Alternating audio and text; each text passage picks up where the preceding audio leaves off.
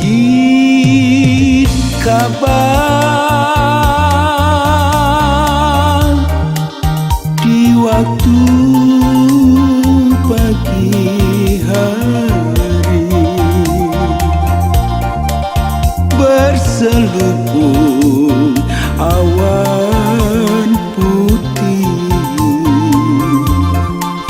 Oh, indah dipandang mata,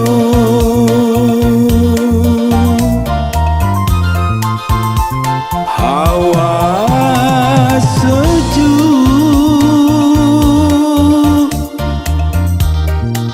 burung-burung berkicau,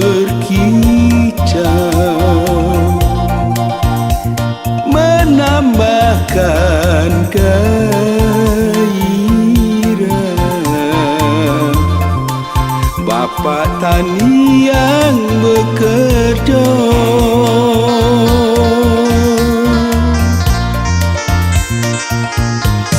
Di sekitarnya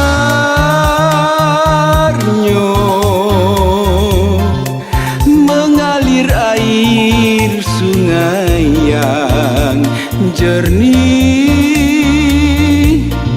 mengairi sawah dan tanah,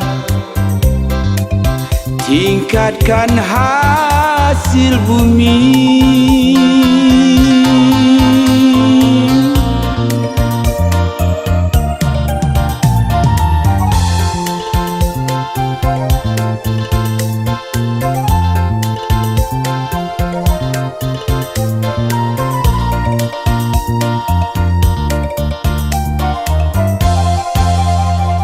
Hawa sejuk,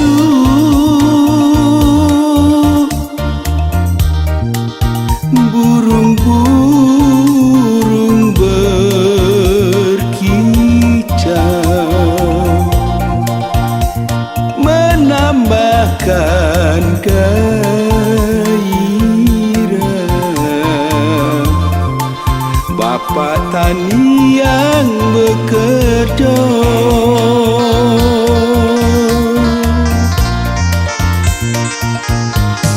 Di sekitarnya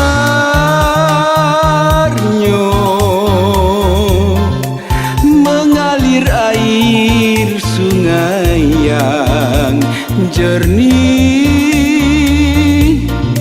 mengairi sawah dan tanah,